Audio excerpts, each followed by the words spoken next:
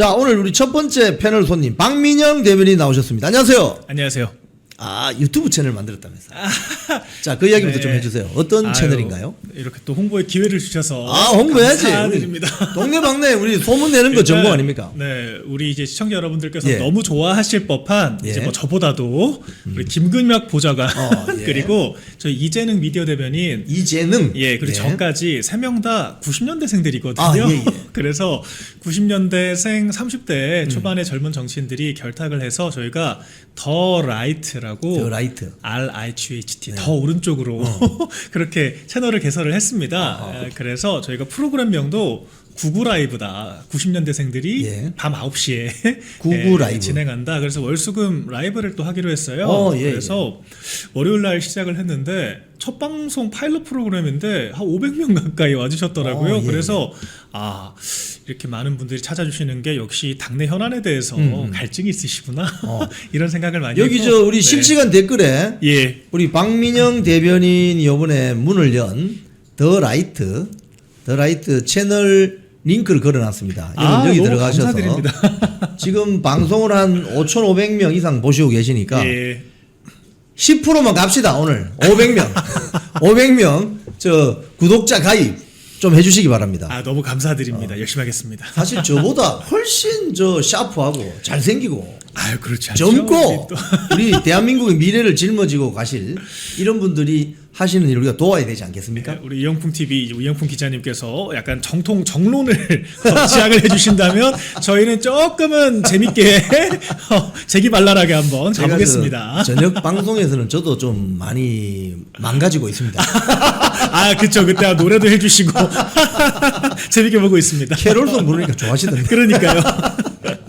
자, 그래서 구독자님들 많이 늘려주세요. 그래서 쭉쭉쭉 그러니까 뭐 거의 뭐 10,000명, 10만 명 이렇게 늘려주시기 바랍니다. 감사합니다. 박민영 대변인, 이재능 대변인, 김금혁 보좌관 이렇게 세 사람이서 구구 라이브. 네, 좋습니다. 저도 오늘 한번 들어가 보겠습니다. 열심히 하겠습니다. 그 방송 시간은 몇 시인지 다시 한번 이야기해 주세요. 일단은 9시 저희 컨셉에 맞춰서 밤에. 9시 시작을 하려고 했는데요. 밤에. 좀 다소간의 조정이 필요하다고 하면 좀 조정을 해볼 생각입니다. 일단 이번 주까지는 9시에 해보려고 합니다. 밤 9시. 예, 1시간 합니까?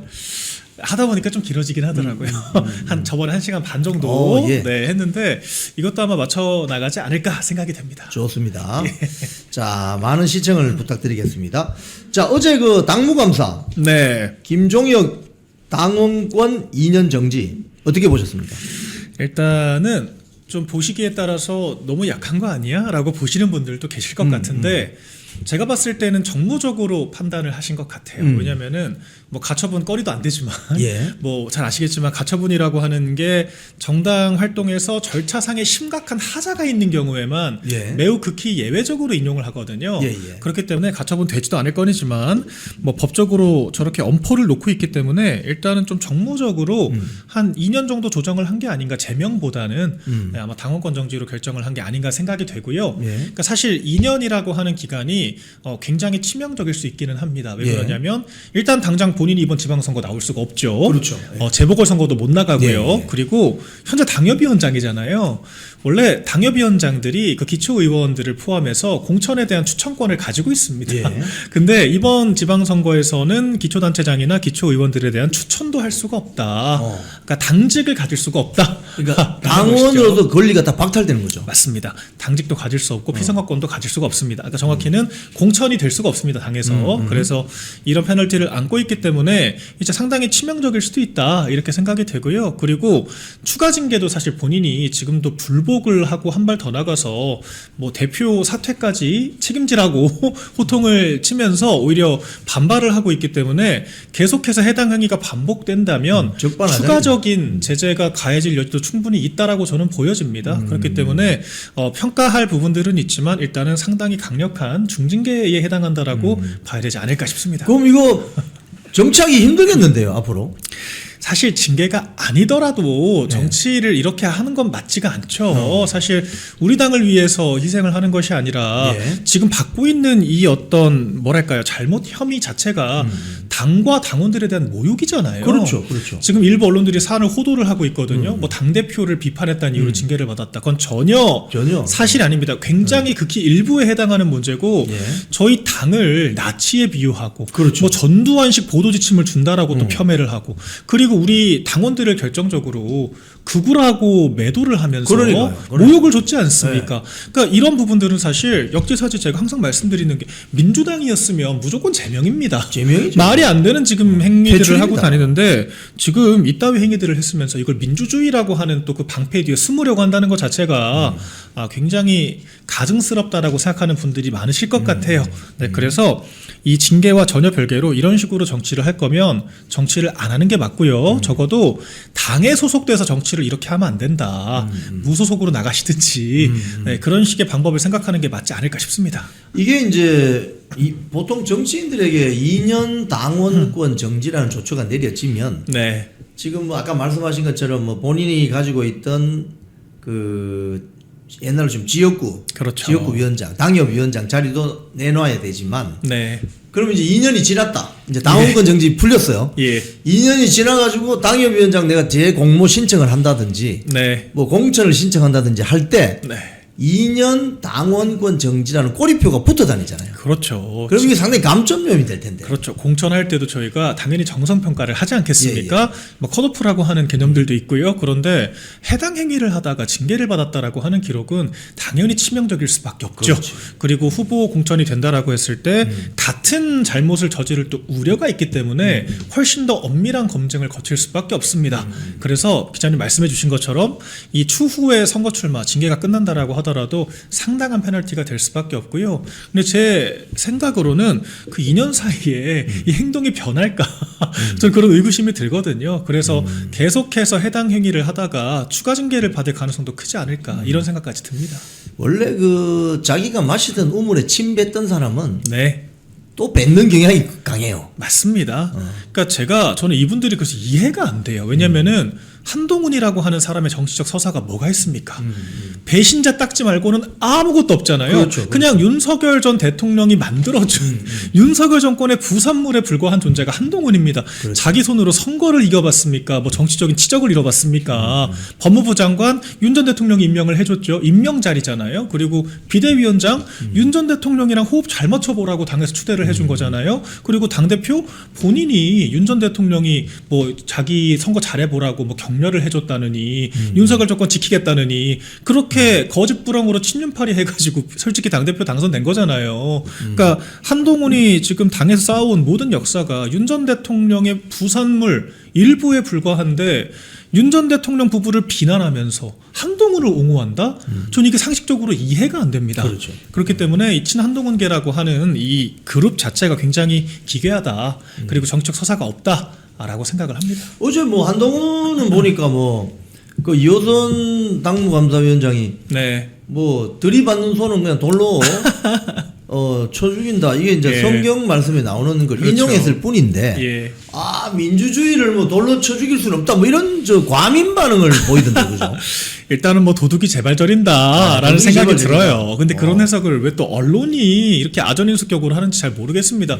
아니 왜냐하면 이호선 당무감사위원장이 블로그에 구약 성경에 대한 구절들을 예, 예. 꾸준히 적어 오셨던 분이에요. 그걸 맞아요. 네, 근데 그걸 우연찮게 해당 구절이 들어갔다라고 하는 이유만으로 이걸 꿈보다 해몽이 그렇게 무섭다고 하지 않습니까? 자기들 멋대로 이거를 당무감사 대상자들에 대한 그런 비난으로 해석을 하는 것 자체가 타당치가 않고요. 그리고 거기에 대한 반발로 민주주의 뒤에 숨는 게 너무 참 가당치도 않죠. 그럼요. 한동훈이 곧 민주주의인가요? 뭐 내가 곧 짐이다도 아니고 한동훈과 김종혁에 대한 당무감사가 어떻게 민주주의에 대한 그런 도전이 되겠습니까? 말도 안 되는 얘기를 하는 거고요. 결정적으로 한동훈이 지금 받고 있는 당원 게시판 사태라고 하는 것이 민주주의 공론장을 파괴한 거잖아요. 그렇죠. 민주주의 가장 중요한 표현의 자유라고 하는 것도 공론장을 조작하고 해치지 않는 선에서 용인이 되는 겁니다. 당연하게도. 그런데 본인이 지금 가족 명의까지 그 해가지고 바이럴 업체 썼니 안 썼니 지금 IP가 갔니 안 갔니 이런 얘기까지 나오는 총체적인 여론조작 혐의를 받고 있는 마당에 그런 혐의를 피하고자 민주주의 뒤에 숨는다라고 하는 것 자체가 굉장히 위선적이고요, 파렴치하다. 그렇게밖에 생각되지 않습니다. 지금 올드 미디어들이 보면은 예. 조선일보 사설도 이런 게 있어요. 뭐 윤어게인 달려가는 국힘 당 존립 위기를 맞을 것이다. 전혀 잘못된 전망 같은데 왜 이렇게 호들갑을 뜨는 거죠? 제가 사실 저도 사설을 안 본 지 오래됐거든요. 그냥 헤드라인만 보다가 오랜만에 너무 가당치도 않은 헤드라인을 걸었길래 제가 내용을 읽어봤습니다. 근데 저는 언론도 평가를 받아야 한다고 생각해요. 미디어 특위에서 일을 하기도 하고 냉정하게 조금 좀 부끄럽다는 생각을 해야 한다고 봅니다. 조선일보가 논리가 너무도 조악하고요. 고민의 흔적도 담겨 있지 않고요. 누가 봐도 그냥 한동훈 개인을 비호하기 위한 논리들로 이루어져 있습니다. 제가 가장 황당했던 게 그 사설의 내용에 들어가 있어요. 이 한동훈 당원 게시판으로 당내 내홍이 커지고 당원 게시판 사태 때문에 그걸로 한동훈이 정권을 겁박을 해가지고 결과적으로 뭐 황당한 비상겸이라고 표현을 하더라고요. 비상겸 사태까지 간 거 아니냐. 그런데 그렇게 문란이 됐던 단계를 굳이 또 꺼내는 게 무슨 실익이냐 이런 논리를 펼치더라고요. 그렇죠.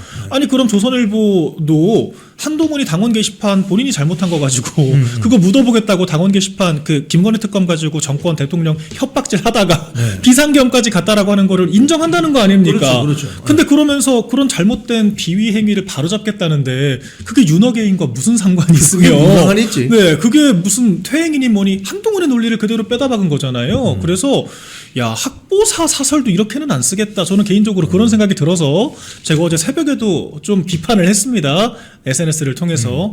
그래서 참 요새 올드미디어를 소비하지 않는 게 이런 이유구나. 더 이상 공부도 하지 않고 발전된 인사이트도 없고 너무 구시대 틀에 갇혀 있구나. 이런 생각을 많이 했습니다. 논리적인 비약이 너무 심해요. 맞습니다. 윤어게인하고 한동훈 당 게시판 사퇴하고 이게 무슨 연결이 되죠? 전혀 인과성이 성립하지 그죠? 않죠. 네. 그리고 한동훈 당 게시판 사퇴는 만약에 본인이 또는 본인의 가족이 동원되어서 했다고 확인만 되면 이건 민주주의 공론의 장을 파괴시킨 범죄 아닙니까? 그렇죠. 형사처벌 대상이죠. 그렇죠. 그 드루킹 가지고 2년 실형 살았지 않습니까? 김경수가. 그래서 범죄에 해당하는 것을 이렇게 비호하는 것도 황당하고요. 보니까 한동훈이 다른 방송 나가서 한국일보 방송에서 본인이 그렇게 얘기를 했더라고요. 이거 윤어게인 세력들이 궁지에 몰리니까 분란을 만드는 거 아니냐 당원 게시판 사태가 이렇게 주장을 하더라고요. 그래서 제가 혹시 조선일보가 이런 한동훈의 말 같지도 않은 주장을 그대로 복사 붙여넣기 한 건 아니겠죠? 라고 그래서 문제 제기를 또 한 것이고요. 그러니까 지금 이 논리 자체가 말이 앞뒤가 하나도 안 맞고 특히 저는 거기서도 또 김민수 최고위원의 발언 있죠. 그 여론조사 전화 면접이 좀 문제가 있다. 이 주장에 대해서도 정신승리라고 또 표현을 하더라고요. 근데 저는 좀 언론도 통계 스터디를 좀 해야 한다고 생각을 합니다. 너무 통계에 대한 몰이해가 심각한 것이 비선거 국면의 전화면접 조사는요 무당층이 30%가 잡힌다는 것 자체가 이미 통계적인 가치가 없는 거죠. 그러니까 현장에서 국민의힘이건 민주당이건 양당제에서는 하나 선택을 하게 돼 있는데 의사가 없는 사람들이 3분의 1이나 포함되어 있으면 이거는 통계로서 왜곡이 발생을 할 수밖에 없잖아요. 그러니까 기술적인 문제가 있는 조사를 본인들이 맹종을 하면서 외려 훨씬 더 정교하게 이루어진 ARS 조사에 대해서 우리가 참고를 해야 한다라고 얘기하는 저희를 정신승리한다라고 하니까 이렇게 좀 스터디가 안 된 몰이해에 대해서 당당하게 타인을 비판하는 것 자체가 참 언론의 특권이구나 그런 생각을 했습니다. 김민수 최고위원이 그제 저 야외 그 최고위원회 할 때 그때 이야기한 게 사실은 그런 방금 말씀하신 그런 문제점을 지적했던 학자들의 인용 레포트를 인용한 거거든요. 맞아요. 맞습니다. 그래서 그걸 인용한 걸 이제 쉽게 이야기하면 문제를 또 삼고. 그렇죠. 또 이 여론조사 결과도 보면 지금 국민의힘 지지도나 또 여러 후보들의 대선 후보 적합도 이런 걸 보면은 좀 이렇게 여러 가지 한 10여 가지 넘는 여론조사 결과를 보면 좀 일맥상통한 부분이 있거든요. 그렇죠. 근데 갤럽이나 여기 보면 유독 전화 면접원이 직접 꼬치꼬치 캐물으니까. 그렇죠. 샤이 보터들은 대답하기 싫은데. 맞습니다. 이거 내 전화 녹음되는 거 아니야? 이거 그렇죠. 나의 정치적 성향을 왜 나도 오늘 처음 전화하는 사람에게 내가 이거 꼭 굳이 밝혀야 되지? 이런 거부감이 작동하잖아요, 사실. 그렇죠. 육성으로 응답을 하기 때문에 이른바 이제 샤이 표심을 반영하지 못하는 부분들이 충분히 있고요. 그리고 저관여층들이 많이 참여를 합니다. 그렇죠. 그러니까 정치에 큰 관심이 그렇죠. 없는 사람들. 그러니까 지지 정당이 없는 거예요. 그런데 지지 정당이 없는 사람들은 실제 투표에 참여하지 않거나 투표에 참여할 때는 어딘가를 선택할 확률이 높잖아요. 그러니까 진정한 의사를 볼 수가 없는 표본들인 거예요. 그렇기 때문에 굉장히 통계적인 가치가 떨어진다. 이제 이런 부분들은 이거는 객관적으로 우리가 인정해야 되는 사실인 겁니다. 그리고 이 전화 면접 조사라고 하는 게 그냥 조사원이 많은 거예요. 왜냐하면 전화를 걸어야 되니까. 그렇죠. 근데 그 조사원이 많다라고 하는 게 통계적 학술적으로 더 가치가 있는 조사라고 하는 거를 증명해 주지는 않습니다. 그렇기 때문에 이 선거 국면과 비선거 국면을 잘 구분해서 통계 해석을 해야 되고 언론들도 이제 조금 갤럽이라 그러고 맹신할 게 아니라 좀 이런 부분들을 자체적으로 좀 검증을 하는 필요가 있지 않을까 그런 생각을 많이 저는 합니다. 이런 생각이 들어요. 예. 가령 응답자들이 다 알고 있는 문제. 예. 예를 들어서 야구를 좋아하십니까? 축구를 좋아하십니까? 배구를 좋아하십니까? 이건 그렇죠. 전화 면접원이 다 꼬치꼬치 캐물으면 네. 그 아주 정확한 여론조사가 될 거예요. 맞아요. 또는 짜장면 좋아하세요? 우동 좋아하세요? 짬뽕 좋아하세요? 이렇게 그런 여론조사는 응답자가 미리 다 알고 있는 그렇죠. 개인의 선호도이기 때문에 네. 그 선호도를 밝힌다고 해서 내가 뭐 정치적으로 뭐 불리한 뭐 처지에 떨어질 그렇죠. 것도 아니고 그건 나의 어떤 개인적인 음식 선호도나 스포츠 선호도를 밝히는 것이기 때문에 맞습니다. 그건 전화 면접원이 일일이 물어보면 정확한 응답이 나올 것 같습니다. 그렇죠. 그런데 정치 관련 이건 전화 면접원이 꼬치꼬치 캐물으면 귀찮아요, 솔직히. 맞아요. 그리고 지금처럼 이렇게 우파들이 탄압받는 그렇죠, 시대에 그렇죠.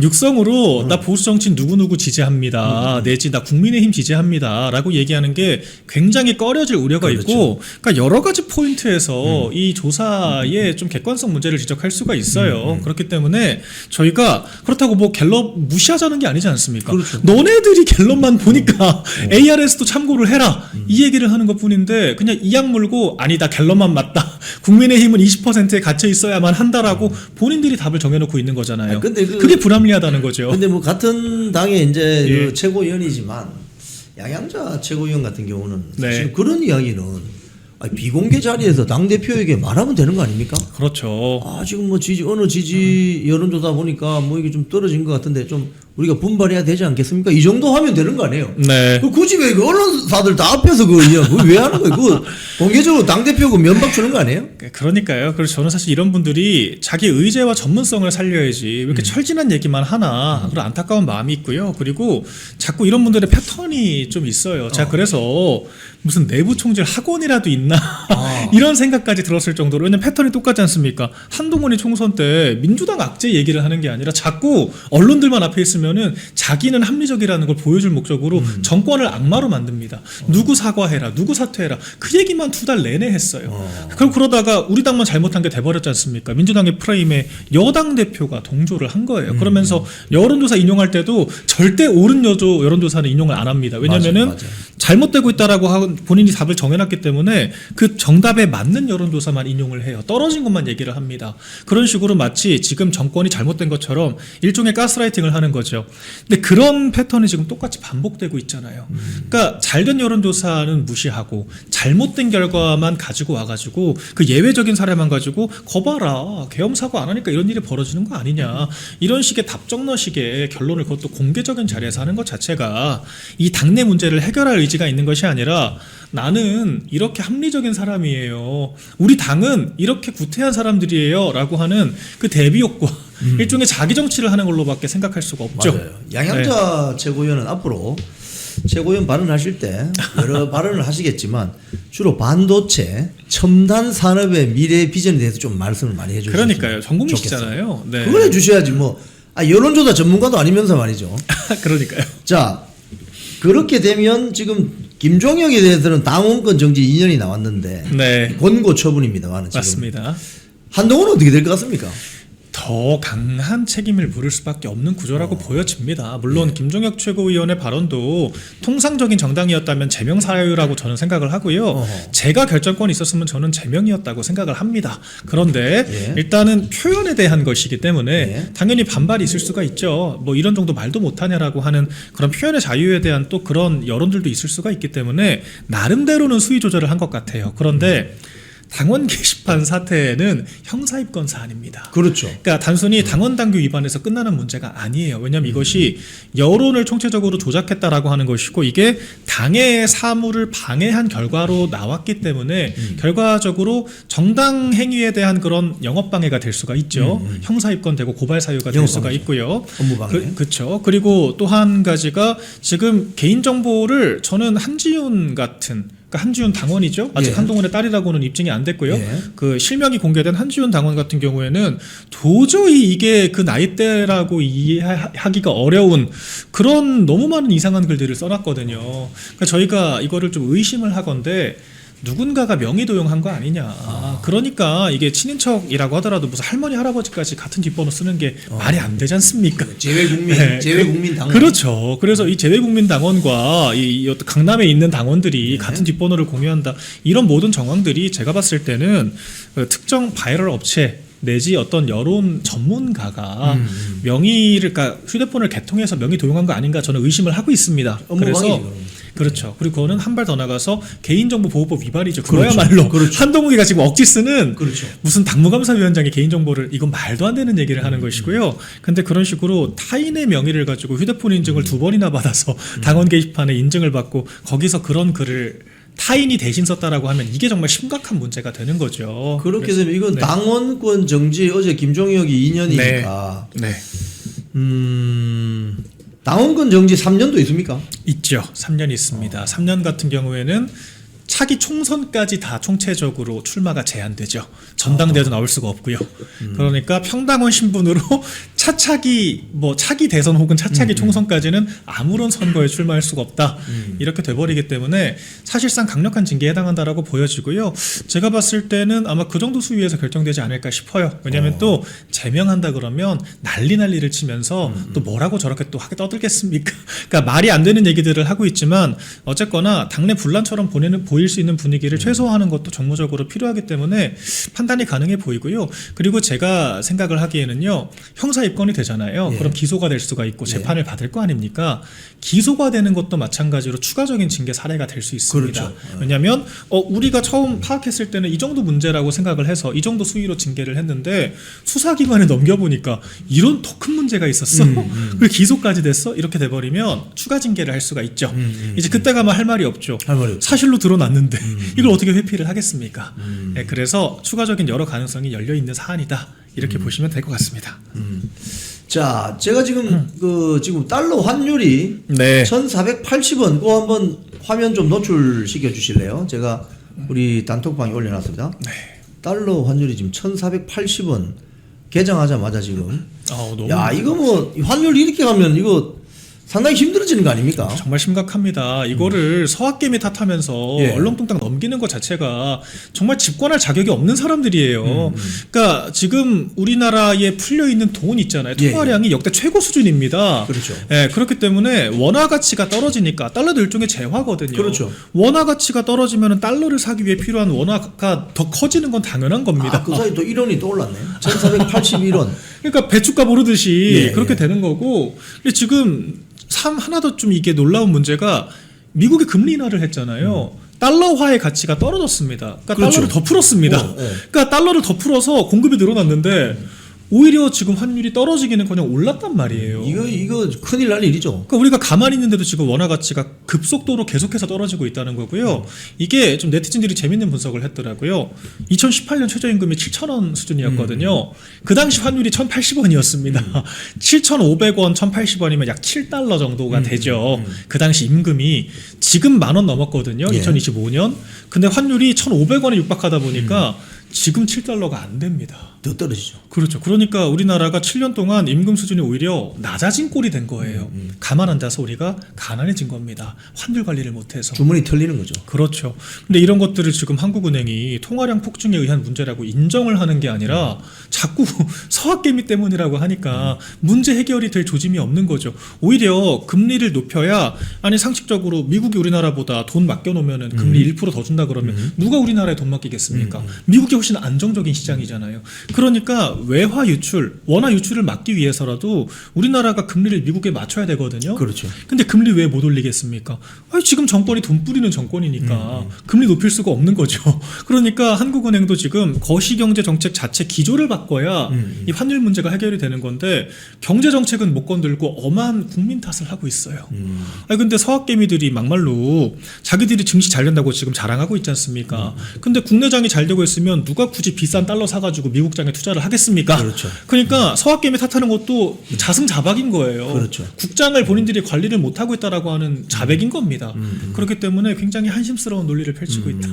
이렇게 평가를 합니다. 우리 박민영 대변인이 시청자 여러분 경제학 전공자입니다. 학부긴 그래서, 하지만 예. 전공했습니다. 그 지금 방금 그 설명해 주시는 저게 사실은 거시경제학하고 국제경제학을 좀 알면 네, 쉽게 이렇게 그렇죠. 역시 전문가는 쉽게 풀어서 설명해 주는 게 전문가거든요. 예. 그래서 지금 방금 말씀하신 것처럼 돈을 더 푸는데, 네, 그죠? 그러니까 미국이 돈을 푸는데 달러 가치가 더 올라간다. 이게 이상한 거죠. 그죠? 말이 안 되죠. 그러니까 더 정확히는 작년 말 달러 인덱스라는 게 있거든요. 달러의 상대적인 가치. 근데 작년에 달러 인덱스가 한 110 정도였어요. 근데 지금 100 미만으로 줄어들었습니다. 그러니까 달러의 세계적인 국제적인 평가가 떨어진 거예요. 그러니까 달러화가 많이 공급이 됐는데 그럼에도 불구하고 우리나라 그 환율은 더 올라갔다. 그러니까 달러가 한 10% 가치가 떨어졌다면 원화 가치는 한 20% 떨어진 거다. 이렇게 봐야 되고요.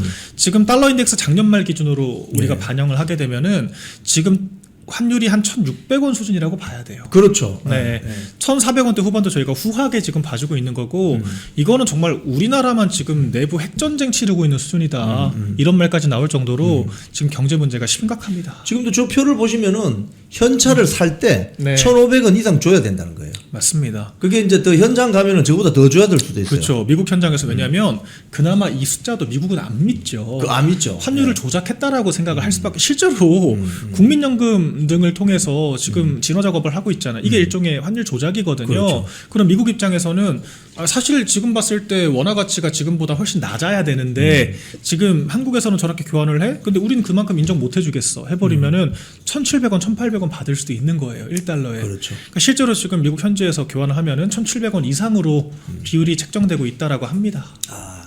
자, 우리 통일교 수사 이거 이야기 좀 하죠. 오늘 아침부터 보니까 통일교로부터 정치 후원금 받은 사람들 네. 뭘 리스트가 막 터지던데, 사실 이제 그 뭐 정치 후원금 받는 건 500만 원까지는 뭐 문제는 없습니다. 그 법적으로는요. 뭐 홍길동이 보냈는지 홍길순이 보냈는지 나는 모른다 저 사람. 네. 저 사람이 내가 좋아서 그냥 후원한 것이다 이렇게 그렇죠. 이야기할 수는 있는데, 법정에서 이제 네.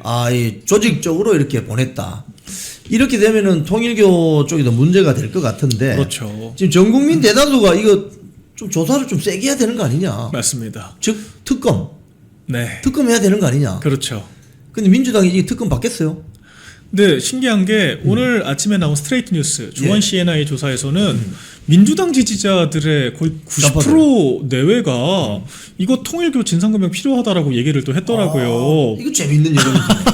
아니 근데 그거를 국민의힘 문제라고 착각을 한 것 같아요. 근데 지금 본질은 민주당 문제잖아요. 그렇죠. 불이 지금 민주당 쪽으로 무슨 뭐 붙었어요. 통일교랑 민주당 무슨 국민의힘의 유착이라고 막 프레이밍을 해놨는데 막상 드러난 게 무슨 권성동 의원이 한학자 총재한테 가서 큰절을 했다. 뭐 이런 얘기. 정말 그냥 낭설.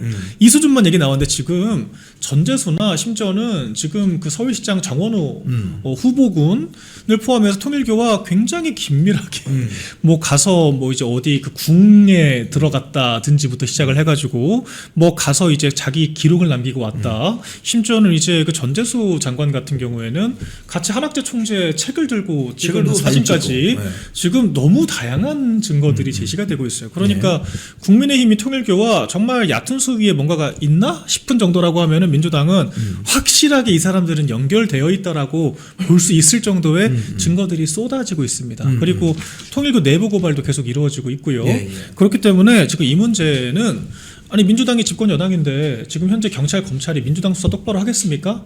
안 하죠. 오죽하면은 특검도 민주당 수사라고 하니까 뭉갰다고 하지 않습니까? 그렇죠. 민중특검이. 그러니까 특검도 뭉개는 수사를 경찰이 할 수 있겠냐? 못합니다. 그럼 대안은 뭐냐? 국민의힘 중심의 특검을 하는 거죠.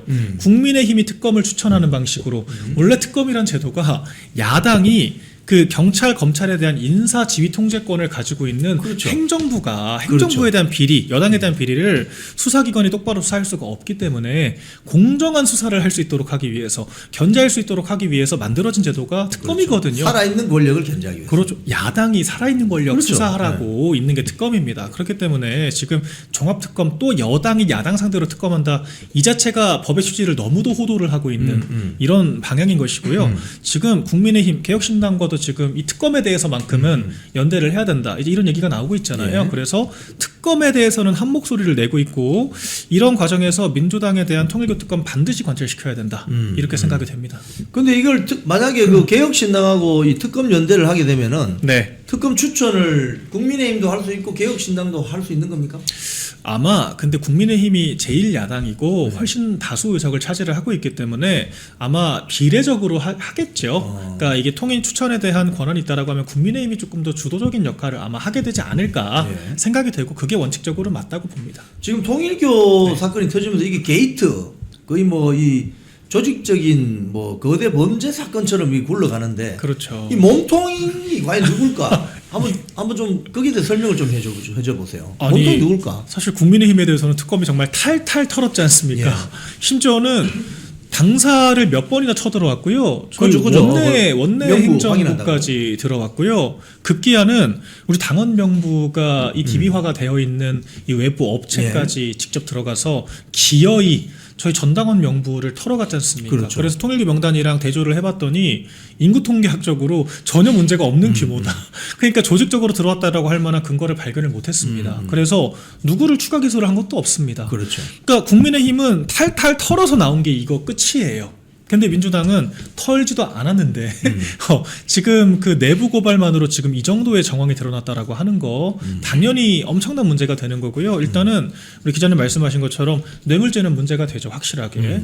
전재수 장관은 이미 몇 천만 원을 받았다라고 하고 브랜드까지 특정된 시계를 또 2개를 받았다라고 하기 때문에 이런 것들은 공유자 측에서 브랜드 있는 시계의 영수증 내가 구매한 내용만 입증을 하더라도 충분히 구속 사유가 될 수 있습니다. 그래서 당연히 이건 법적으로 훨씬 큰 문제가 될 수가 있고요.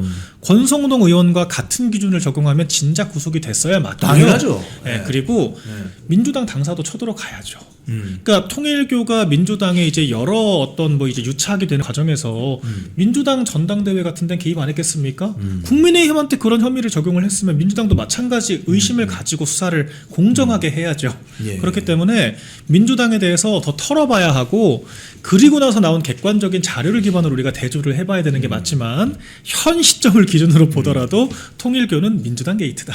이렇게 평가할 수 있겠습니다. 이게 사실은 이제 그 통일교 사안을 가지고 국민의힘을 때려잡으려고 하다가 네. 오히려 그 불이 역풍이 불어가지고 지금 그러니까요. 이게 아마 지방선거에 엄청 영향을 줄 것 같아요. 네, 자승자박이고요. 예.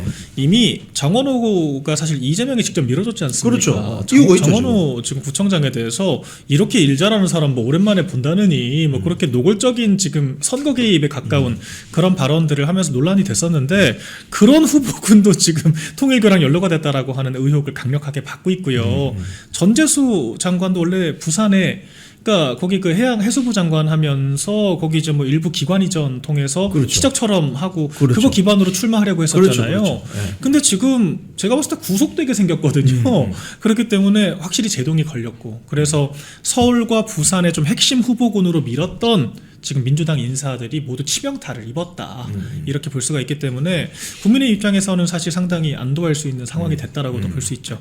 또 하나 재밌는 해석은 1등 후보군들이 이렇게 통일교가 묻으면서 급속도로 지금 망가지고 있다. 이거는 사실 국민의힘이 아니라 민주당 내부 알력 다툼일 가능성이 굉장히 크다고 저는 생각을 합니다. 아, 그렇군요. 그렇죠. 실제로 이런 기사를 쓰는 매체들이 놀랍게도 보수 성향의 매체들이 아니에요. 아하. 그래서 이것도 일종의 이른바 명청대전이라고 하죠. 민주당 내 이런 당내 갈등의 연장선이 아닌가 이런 의구심이 또 생길 수가 있기 때문에 다른 말로는 앞으로 계속 확전될 여지가 있다.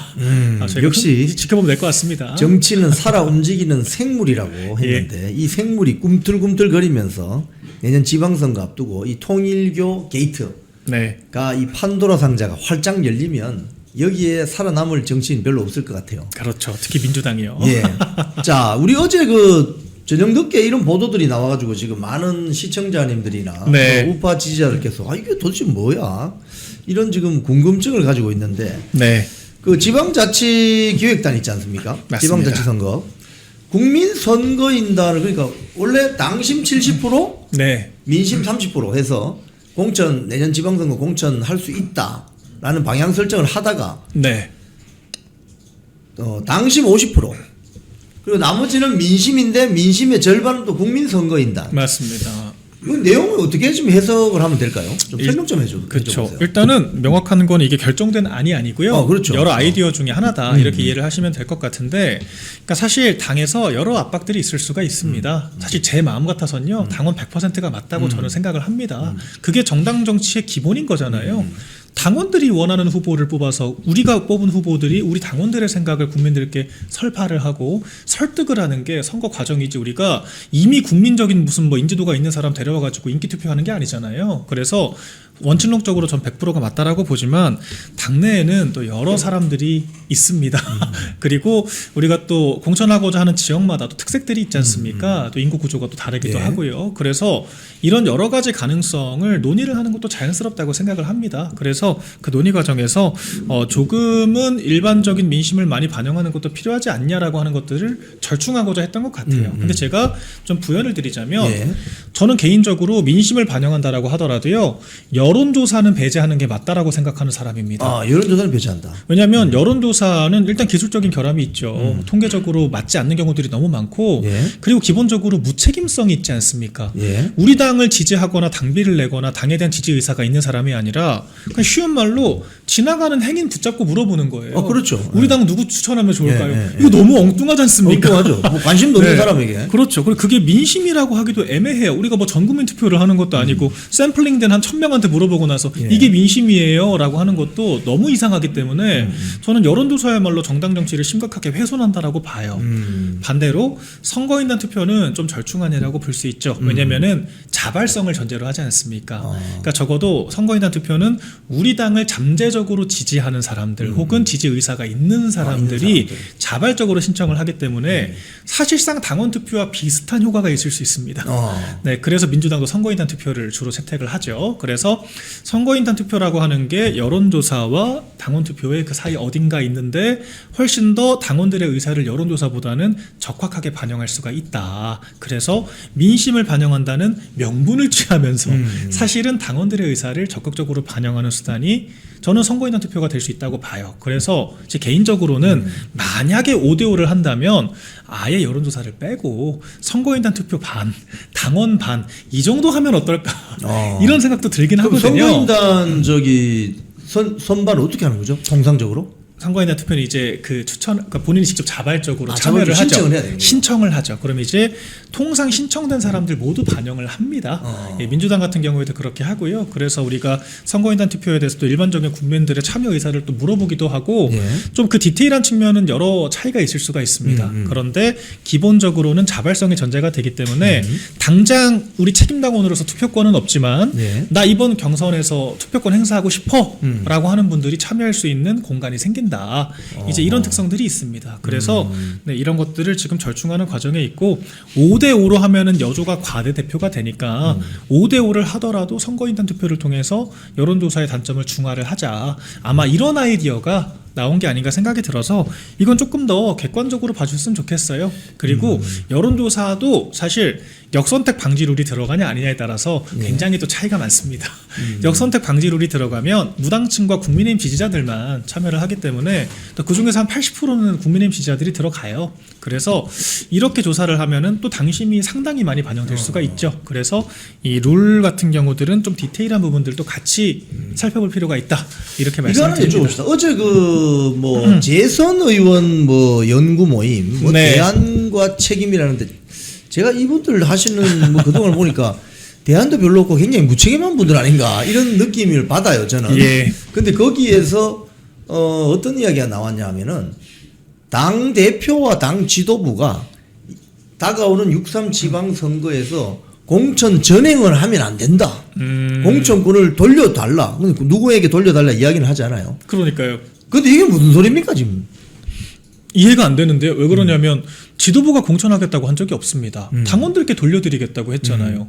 누군가에게 돌려줘야 되면 그것은 특정 개인이 아니라 당원들께 돌려드리는 게 당연한 겁니다. 지도부가 그렇게 하겠다고 하니까 왜 당원들께 돌려주냐라고 반발을 했던 게 일부 중진들 아니었습니까? 심지어 우리 당원들 이제 주호영 의원 같은 경우에는 일부에 불과하다. 이런 표현까지 사용을 하면서 폄훼를 했잖아요. 지도부가 맘대로 공천하겠다고 한 적이 단 한 번도 없습니다. 그래서 그런 식의 지적 자체가 글쎄요. 저는 아예 좀 동문서답에 가깝다. 좀 엉뚱한 이야기를 하고 있다. 이런 생각이 들고요. 당원들께 돌려드리는 게 맞죠. 특정 사유가 되는 것이 아니라. 근데 우리 당의 좀 중진 의원들이 비대위원장 대충 바지사장처럼 세워놓고 그 비대위원장한테 좀 우리가 나눠먹는 그림으로 가는 게 익숙해서 당원들이 투표하는 게 오히려 좀 부자연스럽다고 생각을 하는 게 아닌가. 저는 그런 해석마저 됩니다. 그래서 지금 오히려 너무 사안을 잘못 보고 있다 이런 생각이 들고요. 오히려 지금 지도부가 민주적인 방식으로 당원 주권주의를 확립하는 형태로 공천하겠다고 했기 때문에 오히려 돌려주기를 바란다면 전혀 걱정하실 필요가 없다 이런 생각이 듭니다. 예. 자, 우리 여러분 좋아하시는 박민영 대변인 나오셨는데요. 유튜브 채널 개설했습니다. 더 라이트. 오늘 구독 많이 하셨네요. 보니까. 아유, 감사합니다. 자, 우리 마지막으로 한 말씀 부탁드리겠습니다. 네, 사실 제가 이 얘기를 꼭 드리고 싶었어요. 지금 수기로 등록한 그런 당원들은 아직 다 통계가 그 집계가 안 됐다고 하더라고요. 네. 이 부분들을 포함하면 이미 100만을 넘겼을 거다. 제가 이렇게 얘기를 들었습니다. 100만 당원 시대가 지금 열렸다는 것이고 전무후무한 기록입니다. 저희가 그 윤석열 후보 시절에 대통령 후보 시절에 그 인기 많고 우리 국민의힘 입당하셔가지고 저희가 막 그 완전 컨벤션 효과를 누릴 때도 100만은 못 갔거든요. 그때도 못 갔던 100만 당원 시대가 지금 목전에 있다. 이게 저는 정말 자랑스럽다 이렇게 생각을 합니다. 그리고 이게 장동혁 대표 2달 만에 이루어진 결과예요. 그리고 친한동훈계가 폄훼를 하고 있거든요. 무슨 뭐 김종혁 최고는 또 그런 얘기 하고 다니더라고요. 이거 영남에서 만든 거다. 그래서 무슨 뭐 영남에서 뭐 사돈의 8촌까지 데려와가지고 조직표 만든 거다. 그렇지 않습니다. 제일 많이 늘어난 지역이 경기도고요. 그 다음 늘어난 지역이 서울입니다. 예. 그러니까 수도권의 젊은 세대들이 정말 많이 당원 가입을 하고 있습니다. 이거는 그 경선을 그 뭐 염두하고 들어온 것도 아니고 당원 주권주의를 확립하려고 하는 장동혁 대표의 방향성에 공감하는 우리 젊은 층들이 그리고 이제 우리 지지자들이 우리 당에 대한 일체감을 느끼고 소속감을 느끼고 나 이제 책임당원 하겠다 이 의사를 보여주고 계신 거거든요. 정말 고무적입니다 사실. 고무적인 거죠. 그리고 지금 어제 그런 뭐 공보 모임 같은 것들도 원래 더 세게 얘기가 나올 수도 있었을 텐데 왜 얘기가 안 나왔겠습니까? 이 당원들의 압도적인 지지 이런 어떤 당대표의 노선에 대한 공감 이런 것들이 숫자로 드러나니까 당연히 위축될 수밖에 없죠. 결과적으로 당원들께서 이 보여주시는 힘 당원 가입을 통해서 이 보여주는 이 정량화된 숫자가 엄청난 무기가 되고 지도부의 힘이 된다. 이제 이런 것들을 제가 또 확인하는 한 주였고요.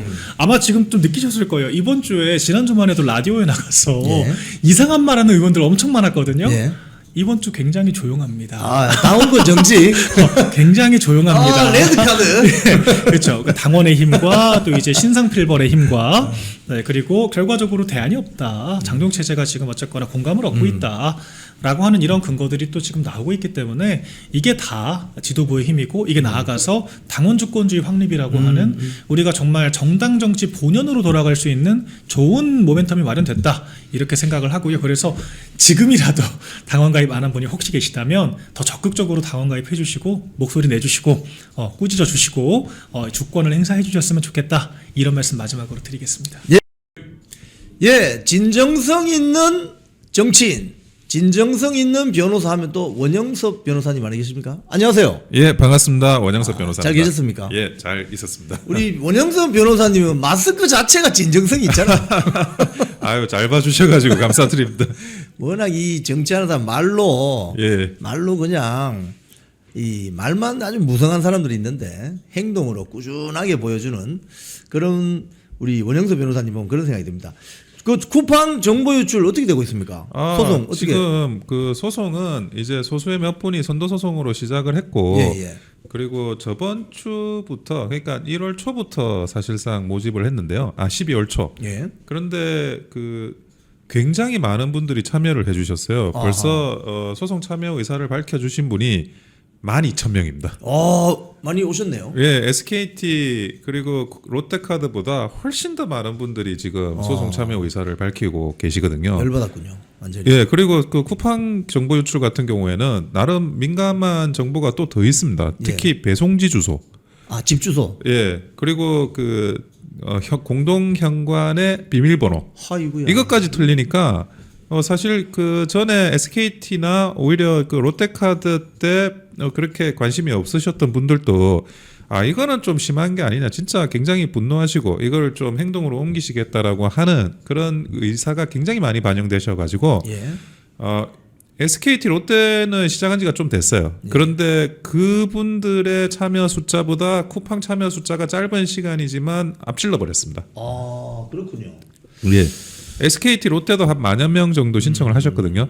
근데 오히려 쿠팡이 12,000명이 넘는 분들이 신청을 하신 겁니다. 지금도 그러면 그 참여할 수 있나요? 예, 얼마든지 참여가 가능하고요. 예. 예, 계속 그 참여를 하시면 저희가 초반에 좀 일이 좀 많이 몰려가지고 이 직원들하고 좀 일을 쳐내고 있긴 한데 그래도 일단은 약간 그 시간이 조금은 걸릴 텐데 그래도 순차적으로 다 소송에 참여해서 순차적으로 또 이번에 소송 들어가시는 분들 또 나중에 또 소송 들어가시고 계속 순차적으로 소송을 제기할 예정입니다. 지금 댓글에 어떻게 신청합니까? 이렇게 있어요. 어떻게 신청하죠? 제가 그 구글 폼을 예.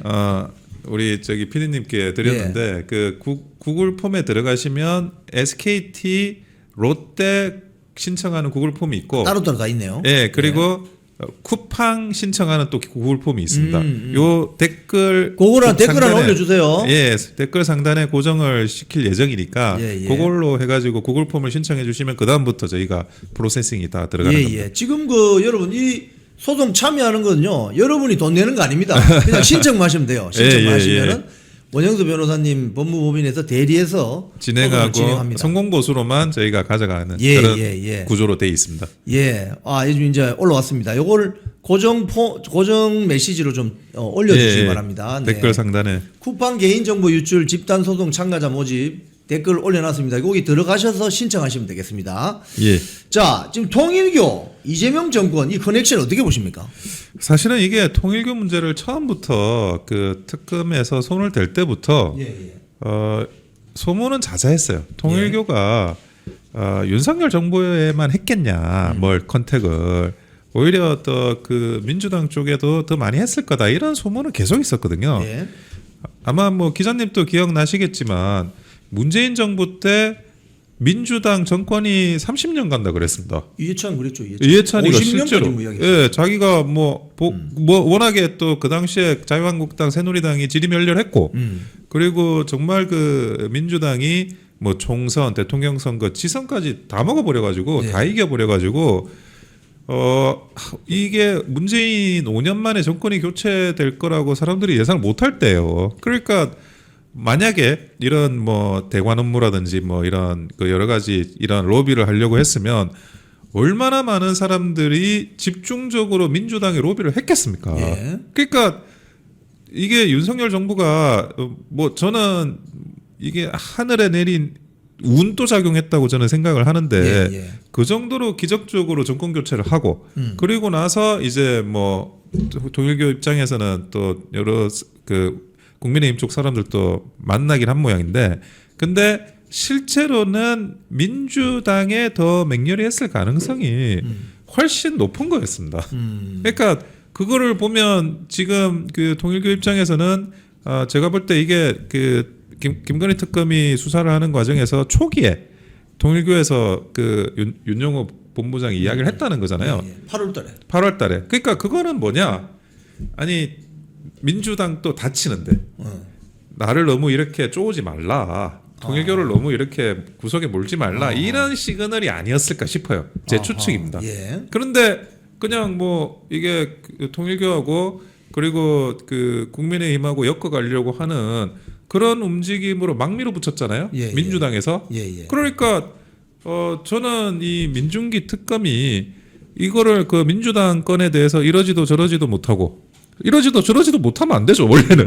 당연히 그거는 아니 국민의힘의 문제도 터뜨리려면 민주당의 문제도 터뜨려야죠. 당연하죠. 예. 그래서 그거를 막 잡고만 있다가 뭐 어떻게 하지도 못하고 있다가 지금 윤영호 본부장이 자기가 그냥 오픈해 버린 거잖아요. 그렇죠. 구형 나오기 직전에. 예. 그러니까 이런 것들은 결국에는 이 또 다른 어떤 그 조사 과정에서도 또 민주당 건이 얼마든지 저는 나올 수 있다고 봐요. 그리고 통일교가 전부 다 이야기를 했겠느냐 그렇게도 생각 안 해요.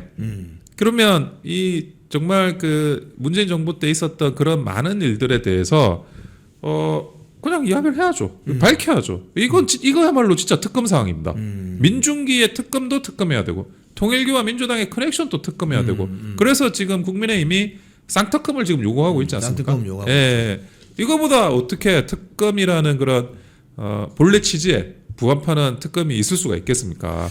지금 오늘 조간신문 보니까요. 이게 이제 첫 보도는 지난주 금요일 그 한국일보에서 특검이 민중기 특검이 경기도 가평에 뭐 천정궁을 가봤더니 거기 현찰 280억이 있네. 뭐 한국 돈도 있고 뭐 일본 돈도 있고 뭐 280억을 발견했는데 이걸 그동안 이야기를 안 하다가 지금 이제 이게 결국은 터져 나오는 거 아닙니까? 그렇습니다. 예. 그럼 280억이 생돈이 현찰이 어떻게 조성이 되었고 예. 어떻게 회계 관리가 되고 또 그 돈을 또 누가 뭐 정치인들 오면 뭐 줬다는 뭐 이런 이야기들이 나오잖아요. 그럼 이것도 사실은 조사를 해야 되는데 왜 민중기 특검은 이런 건 안 하냐 이거예요. 그러니까 민중기 특검이 그 전에도 굉장히 문제가 많았잖아요. 문제가 많았는데 이번에도 사실 그 자기가 그 수사국 대상이 아니다.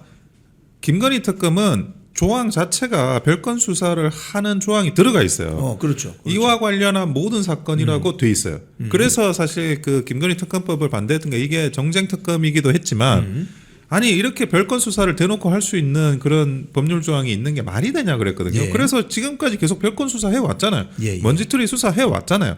그런데 왜 이 그 민주당과 그 통일교 커넥션 이게 지금 진술이 나왔는데 이거를 수사 안 하고 그러면 이첩이라도 빨리 해야지. 자기가 수사 대상이 아니라고 하면 수사 대상이 아니라고 하면서도 이첩도 안 하고 그리고 기사가 나오자마자 그때 비로소 이첩을 했다는 거잖아요. 예. 그러면 근데 내가 이야기를 들어보니까 공소시효 문제가 있더라고요. 예. 공소시효가 지금 한 달밖에 안 남았다는 거예요.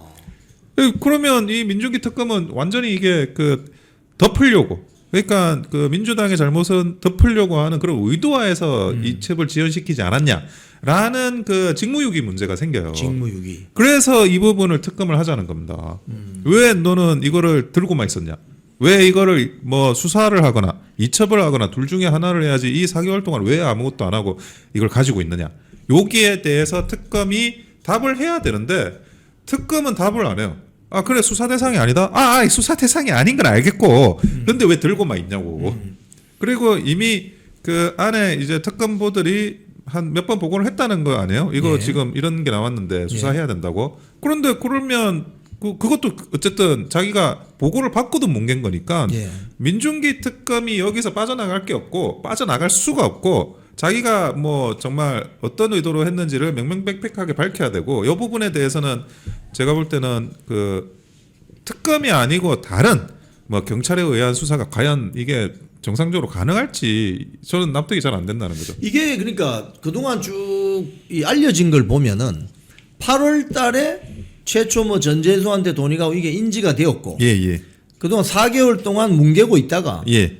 그때 갑자기 이제 이 이야기가 나오기 직전에 거기 일하던 파견 검사들이 나 그냥 친정으로 돌아갈 거요. 막 이런 이야기가 나왔잖아요. 예, 맞습니다. 그러다가 이 마지막에 요 사건 번호를 부여하면서 예. 이게 쫙 알려지게 된 건데 예. 그 말은 결국은 아까 말씀하신 그 정치자금법 예. 공소시효가 이제 불과 얼마 남지 않았기 때문에 그때까지 뭉개고 앉아 있다가 경찰로 그냥 퉁치고 자기들은 빠져버린 거 아니냐. 그래서 경찰도 아니 이게 제대로 된 자료가 안 왔다고 지금 이야기하고 있고 김건희 특검은 또 줄 거 다 줬다고 이야기하고 있고 이건 뭐 서로 간에 뭐 설왕설래 하다가 한 달 쑥 지나가면 그냥 뭐 묻히는 거예요. 그러니까 이런 것들을 가지고 지금 범죄를 수사하는 특검이 아니라 범죄를 덮는 특검이 바로 이 김건희 특검, 민중기 특검이었다는 거죠. 묻어버리고 살인 특검. 묻어버리고, 예. 그리고 우리 진영에 유리한 거는 까고 불리한 거는 덮고 이거는 특검이 범죄 집단이죠. 이 특검이.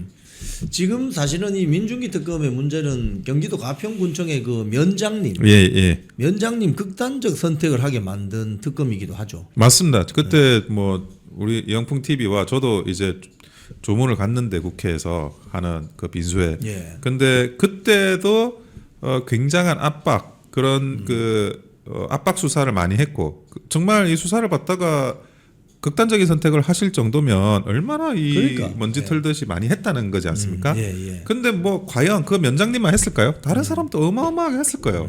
그 중에 한 분이 이제 이 면장님이 극단적인 선택을 한 거 그런 식으로 먼지 털고 강압 수사하고 정말 뭐 이런 사람들이 아니 통일교와 민주당 건에 대해 왜 이래 관대한 겁니까 이 사람들이?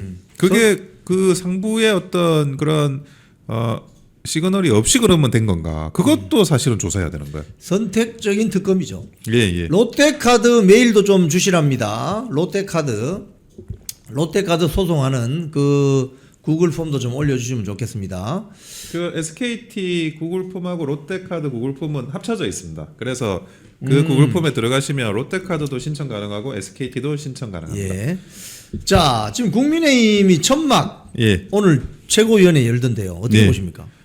천막 농성을 하는 거는 저는 뭐 잘하고 있다는 생각이 들어요. 예. 지금 우리가 투쟁을 해야 되는 상황이지 않습니까? 뭐 제일 좋은 거는 제가 뭐 저번에도 말씀드리지만 광화문 장애 집회가 임팩트는 제일 큰데 그게 뭐 여러 가지 사정상 여의치 않으면 어쨌든 원내에서 할 일이 별로 없어요. 얘네들 지금 필리버스터 몇 번 해도 일방적으로 몰아붙이잖아요. 맞습니다. 그런데 이 쌍특검이라는 거는 그러니까 통일교 민주당 특검 그리고 민중기 특검에 대한 특검 이 쌍특검은 제가 볼 때는 충분히 국민들한테 명분이 있는 일이기 때문에 천막 농성을 하면서 계속 릴레이식으로 해서 이거를 계속 규탄을 해야 된다라고 제가 보는 거거든요. 그래서 여러 가지 고민 끝에 나왔을 거라고 생각을 하고 있어요. 예. 그리고 지금 날씨도 굉장히 춥고 예. 그런데 아마 농성하다 보면 뭐 고생이 많으실 것 같습니다. 근데 뭐 불리한 상황이라고 여러분들도 그거는 다 인지는 하고 계실 거예요. 그런데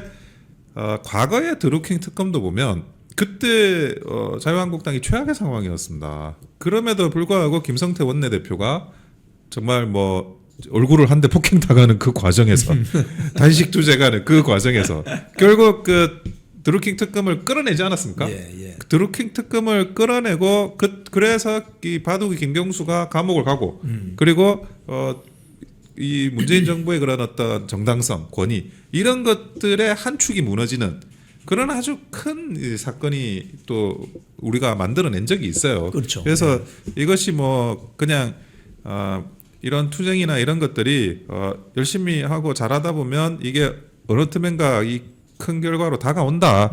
그런 믿음을 가지고 강렬하게 투쟁을 해 주시기를 부탁을 드리겠습니다. 제 기억으로는 지금 한 달쯤 다 돼가는 것 같은데 네.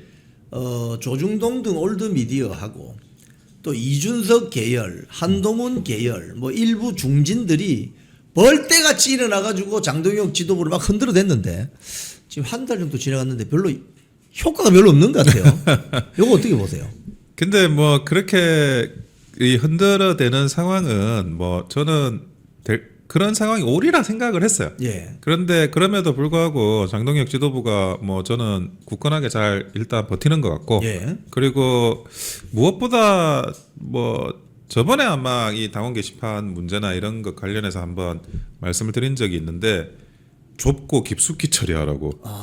그게 깊숙이. 사실 좀 약간 이게 전세 넓어진 면이 있어요. 예. 그러지 말고 좁고 깊숙이 처리해야 된다라는 거. 그 부분을 다시 한번 좀 생각을 해보셨으면 좋겠어요.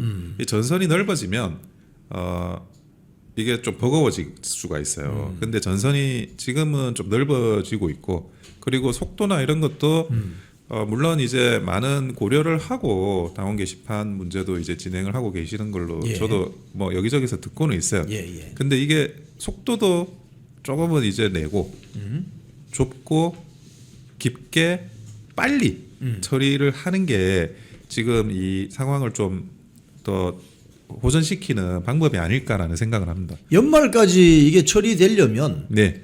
윤리위원장 이번 주나 다음 주에는 무조건 들어와야 되는 거 아닙니까? 그렇죠. 왜냐하면 윤리위원장이 들어와서 바로 도장을 찍는 것도 아니고 예.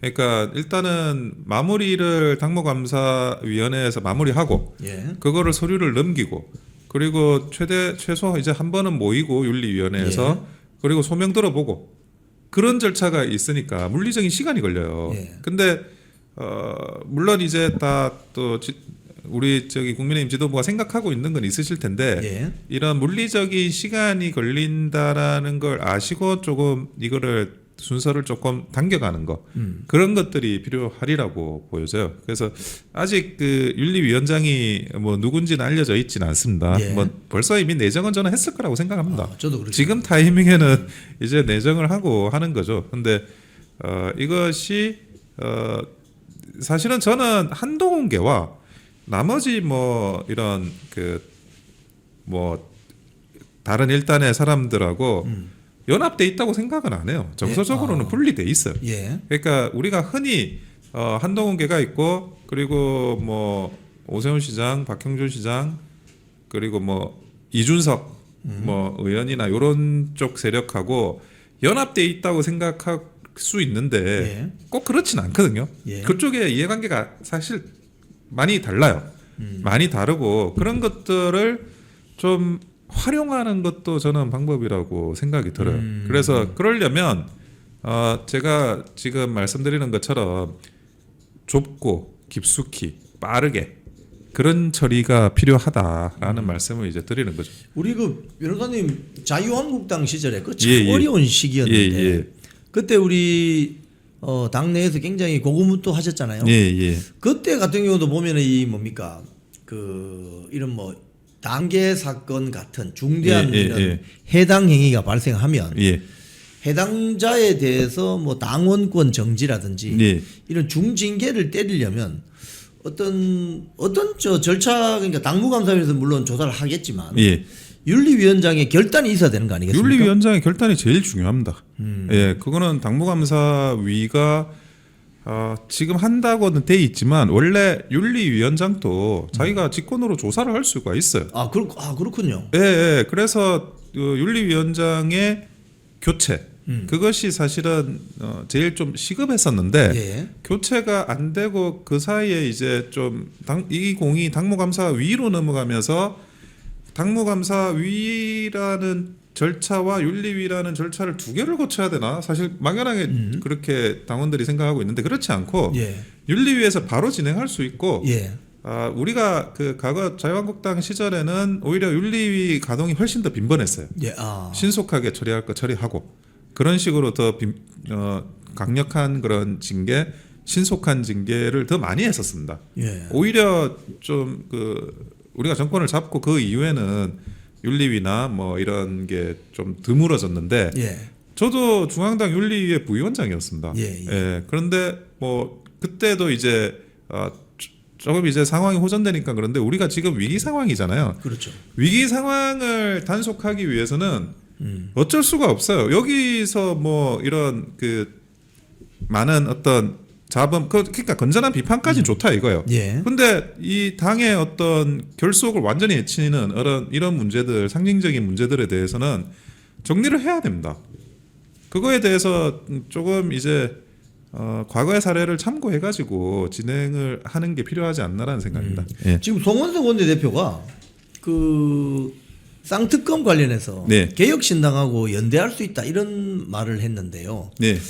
그래서 자연스럽게 지방선거 관련 좀 연대도 할 수 있는 뉘앙스 아닌가 이런 이야기들이 나오는데 어떻게 보세요?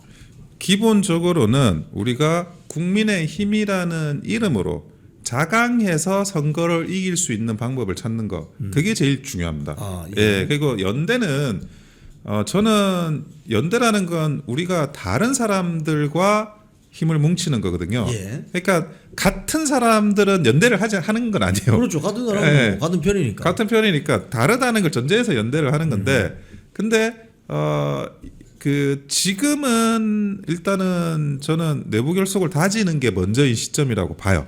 예. 그리고 연대라는 거는 이런 그 빌드업보다 더 중요한 게 있어요. 예. 그러니까 지금쯤 뭘 해야 되나? 아니면 한 달 뒤는 뭘 해야 되나? 아니면 두 달 뒤는 뭘 해야 되나? 그거는 오히려 그 외부에 보여주는 건 작은 거고 예. 그거보다 더 중요한 거는 서로 간의 신뢰예요. 그게 더 중요하지. 신뢰를 쌓으면 되는 거지. 그게 지금 보여준다 아니면 한 달 뒤에 보여준다 두 달 뒤에 보여준다 그거는 크게 그 연대의 그 효용이나 이런 효율을 높이는 건 아닙니다. 그래서 타이밍상은 일단 내부적인 결속부터 먼저 다지고 그리고 나서 우리가 스스로 어떻게 바뀔지를 이야기를 하고 그리고 나서 그 다음이 연대요. 예. 그리고 쌍특검을 뭐 누구라도 이게 정책적으로는 정책연대는 누구하고도 사실 할 수 있습니다. 그렇죠. 예. 그러니까 그게 선거연대까지 가는 거는 정책연대보다는 몇 단계 더 어떻게 보면 진전된 관계인데 정책연대 하는 것 자체는 뭐 조금 자유롭게 이렇게 좀 넓게 생각을 하시고요. 그리고 그것이 아무리 정책연대를 해도 선거연대까지는 굉장히 이 간격이 깁니다.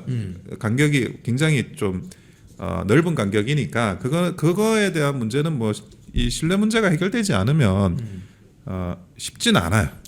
근데 그 사이에 이런 뭐 내부 결속 그리고 우리 당이 어떻게 새로운 모습을 보여주느냐 하는 그런 부분들까지의 그런 어떤 그 빌드업을 계속 해 나가야 되는 거죠. 자, 마지막으로 이거 서울시장 선거, 예. 부산시장 선거가 예.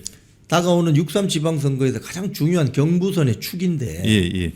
지금 서울시장 선거 같은 경우에 지금 이제 오세훈 서울시장이 약간 명태균 사법 리스크가 작동을 네, 하는 것 예. 같고 예. 본인은 뭐 부인하지만 또 서울시장 민주당 후보들 보면 고만고만하잖아요, 그죠? 예, 그렇습니다. 부산시장 선거도 원래 전재수가 여론조사에서 압도적으로 이렇게 앞서다가 갑자기 이제 전재수가 거의 낙마설 예. 뭐 장관에서 사퇴했고 저래서 뭐 시장 선거 나오겠나 못 나올 것이다 이런 의견이 지배적인데 그러면서 이제 그동안 거론되지 않았던 국민의힘 쪽 후보들이 막 거론되기 시작하거든요. 예. 그럼 이때 장동혁 대표 입장에서는 혁신공천이라는 어떤 명분을 가지고 한번 판을 뒤집어 엎을 필요 있다 이런 이야기들이 나오는데 어떻게 보세요?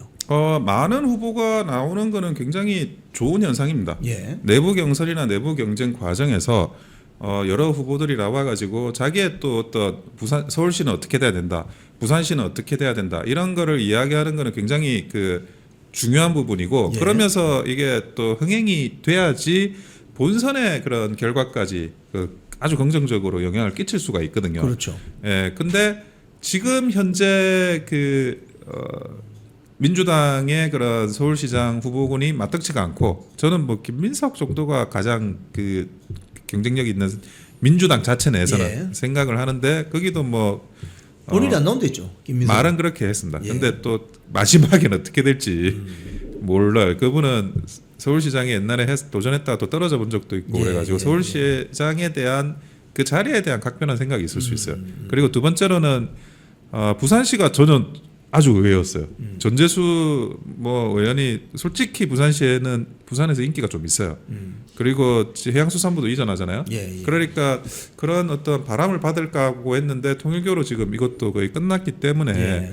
이제는 좀 이게 그 많은 우리 국민의힘 내부에 있는 후보군들이 나와서 경쟁을 하는 거 그런 것도 굉장히 저는 바람직한 현상이라고 생각을 합니다. 근데 이런 게 있어요. 과거에 저기 그 서명수 시장, 예, 예. 서명수 시장이 부산시장 현역이었는데 예. 당시 홍준표 대표가 서명수 시장을 이제 막 공격을 했어요. 그러니까 뭐 저는 그렇게 생각이 들어요. 그때 뭐 제가 볼 때는 서명수 시장을 공천을 안 주려고 했던 것 같아요. 예. 근데 결국 서명수 시장이 공천을 받게 돼요. 예. 근데 낙선을 해요. 그러니까 이거를 저희가 좀 반면교사 삼을 필요는 있을 것 같아요. 네. 그러니까 저는 새로운 얼굴이 나타나서 서로 경쟁하고 그 사이에 우리 국민의힘 후보가 선정이 돼서 본선에 승리하는 거 이게 FM이라고 생각이 들고 예. 근데 근본적으로는 현역이 가지고 있는 기본적인 프리미엄이 있어요. 그래서 뭐 우리가 기초단체장도 보면 이제 뭐 어느 정도 사유가 좀 너무 결격이 없으면 좀 연임하는 경우가 있는데 그러니까 근본적으로는 오세훈 시장이나 뭐 박형준 시장이나 누가 뭐 이 사람이 좋고 나쁘다 이런 걸 떠나서 결국 국민의 힘이 승리해야 되지 않습니까? 그렇죠. 예, 국민의 힘이 승리하지 광역단체장을 뺏기면 거기에 대한 타격이 어마어마해요. 정말. 그래서 그런 것들을 각별히 이렇게 좀 생각을 하면서 봐야 될 필요는 저는 분명히 있다고 봅니다. 근데 다른 분들이 경쟁을 하기 위해서 나서시는 거는 제가 정말 응원합니다. 예. 왜냐면 경선에서 이기는 사람이 곧 그 그렇죠. 본선에서 당선될 확률이 크기 때문에. 예, 그렇습니다. 그렇죠. 예. 자, 우리 오늘 원영석 변호사님 모시고 다양한 주제 대담 나눠봤습니다. 마지막으로 우리 시청자님께 한 말씀 부탁드리겠습니다. 예, 제가 한 주 쉬고 이렇게 출연을 했습니다. 그동안에 2주 동안 날씨가 엄청 추워졌습니다. 그래서 저도 요즘에 굉장히 두껍게 옷을 입고 다닙니다. 여러분들도 건강 조심하시고 그리고 요즘 한참 송년회나 이런 게 많으실 텐데 또 항상 이제 여러 사람들하고 이렇게 행복한 그런 연말 보내시고 그리고 새해 또 곧 올 텐데 새해도 복 많이 받으시기를 바랍니다. 예, 감사합니다. 네. 잘 다니던 회사에서 해고됐습니다. 외롭고 힘들었습니다. 내 혼자 이렇게 외톨이가 되는 거 아닌가 걱정이 앞섰습니다. 그런데 하루 이틀 시간이 지나니까 많은 외국 국민들이 찾아와 주셨습니다. 그래서 우리는 승리했습니다.